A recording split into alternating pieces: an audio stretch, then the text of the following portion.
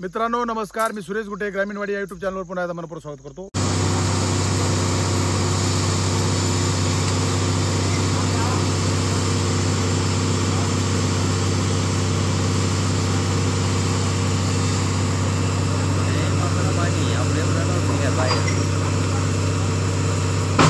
चाली गिन्नी भरून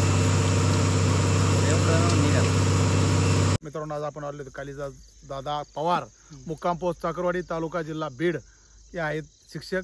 BPEd physical training देणारे विद्यार्थी घडवतात आणि भरपूर दिवसापासून ते वेटिंगला होते आणि आज फायनली त्यांचा नंबर आलाय. आपण कालपासून सोलापूर, तुळजापूर, धाराशिव पूर्ण कंप्लीट केले. राहिलेले पॉईंट आपण नेक्स्ट रूटमध्ये करू. जे राहिले असतील टेन्शन घेऊ नका, रूट पुन्हा 8-10 दिवसानंतर होईल. आज आम्ही पुढे चालू आहे नांदेड, नांदेडवरनं हिंगोलीवरनं रिटर्न. उद्या रूट एंड होणार आहे. उद्या काय जेवढी धावपळ करता येईल आज रात्रभर व्हिडिओ पडल्यानंतर बी जरा तिथून जरा आंबेजोगाई, अहमदपूर, नांदेड राहिलेले लातूरचे पॉईंट पण पेंडिंग राहिले. सर तुम्ही किती दिवसापासून म्हणजे वाट बघत होते? कमी 4 वर्ष.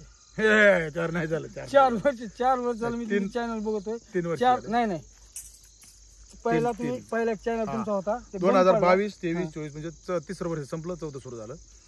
तर सॉरी आता कारण ह्या भागातून गेलो आलो पण ती लक्षात राहत नाही, त्याच्यामुळे तुमचा पेंडिंग राहिला आणि फायनली तुमचा हा पॉईंट. मित्रांनो हा त्यांचा पॉईंट फायनल केला बोरचा. खाली तलाव आहे मोठा, पण पाणी हे वेगळ्या दिशेने असते, तलावाच्या दिशेने नाहीये. आम्ही भरपूर क्षेत्र चेक करीत आलो, त्यांचे तुकडे क्षेत्र होतं. फायनली पॉईंट सापडलाय. मध्ये एक पॉईंट होता पण तो मार्चला एंड होईल त्या हिशोबाने त्याचं पाणी दाखवत होतं. इथं बऱ्यापैकी उन्हाळभर पाणी राहील 1.5-2 इंचापर्यंत. मला वाटतं तेवढे त्यांचं समाधान होईल. वर त्यांचं भरपूर क्षेत्र आहे. पुढच्या नेक्स्ट टाइम तुमचं ते चेक करून देऊ. आज वेळ नाहीये. आज आम्ही सकाळी एवढी भजी खाल्ली होते त्याच्यावर अक्षरशः म्हणजे चहा पितावर लक्षही नाही राहिलं जेवायचं. हे म्हणले मी थांबलोय कळंबमध्ये, तुम्ही या तिथं जेव.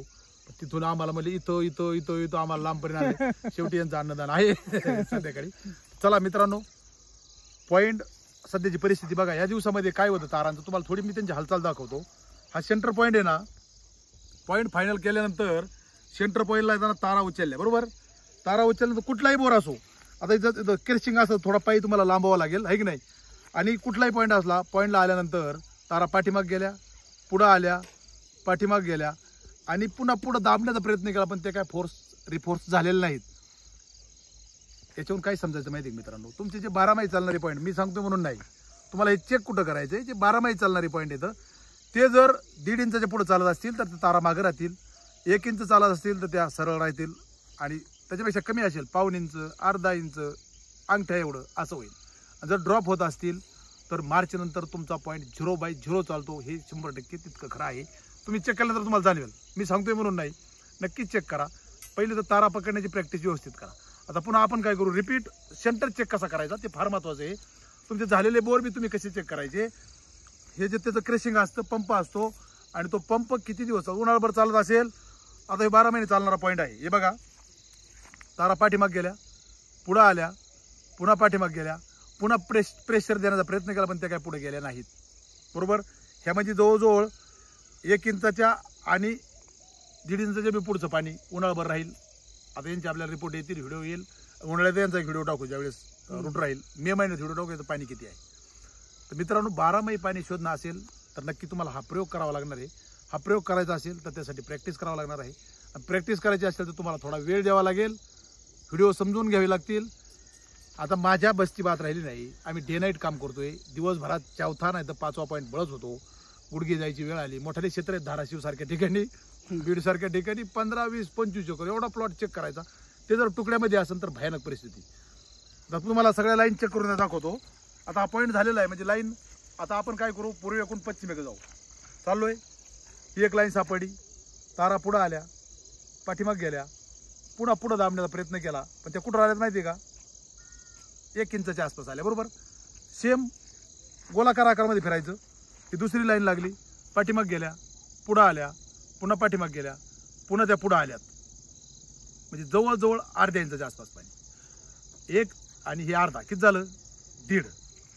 आता ही झाली 4थी लाईन, आपली 3री लाईन. तारा पुढे गेल्या, पाठीमाग आल्या, पुन्हा पुढे गेल्या आणि त्या थोड्या पुढे थांबल्या. म्हणजे अर्ध्या इंचाच्या आसपास ते बी रिपीट धरायचं. 2 इंच पाणी झालं. आता ही 3री लाईन बघा, चौथी लाईन तारा पाठीमागे आल्या, पुढे गेल्या, पाठीमागे गेल्या आणि एकदम पुढे जाऊन थोड्याशा त्याच लेवलमध्ये जायला, म्हणजे पुन्हा अर्ध्या इंचाचे संकेत. एकूण इथं संकेत हे सेम दाखवतात. जर एका लाईनचं केलं असतं, पुढे गेल्या, पाठीमागे गेल्या आणि पुन्हा तिथंच थांबल्या, म्हणजे झटका मारून जर मागे येत असेल तर 2 इंचाच्या पुढे पाणी, 1.5 ते 2 इंचाच्या पुढे पाणी असतं. समथिंग एवढं पाणी असावं. आणि हा पॉईंट लवकरच सुपरहिट होईल. याचे व्हिडिओ तुम्हाला येतील. बऱ्याच गोष्टी सांगायच्या असतात, पण दिवसभर एवढी धावपळ, जे जे पॉईंट झाले ते जर व्हिडिओ बघितले मित्रांनो नक्की कमेंट टाका. माझ्या मागे किती धावपळ, किती टेन्शन असतं, हे काही वेगळी सांगायची गोष्ट नाही, महाराष्ट्रात सगळ्यांना माहिती आहे. आता यांच्याकडं आम्ही जो 4 वाजता निघालो यांच्या घ्यायला, आता इथं वाजले 6:30-7 वाजतील. 3 तासासाठी एक पॉईंट असतो. रनिंग घेऊन दुसऱ्या पॉईंटला पोहोचेपर्यंत 4 ते 5 तास जातात. तुम्ही 24 तासात काढत किती पॉईंट करणार? अशा परिस्थितीत काम चाललेलं असतं. त्याच्यातूनही लोक गाडी भाडं द्यायला प्रॉब्लेम करतात. भरपूर अडचणी आमच्या मागं. एक तर जेवण दिवसभर नाही, खरंच जेवण नाही केलं, याच्यात काही लबाडी नाही किंवा तुम्हाला सांगणं मला ते काही उचित वाटत नाही, पण नाही केलं. आता इथून पुढं जेवण सर म्हणजे जेवू आणि मग जाऊ. चला मित्रांनो, हा झाला पॉईंट फायनल.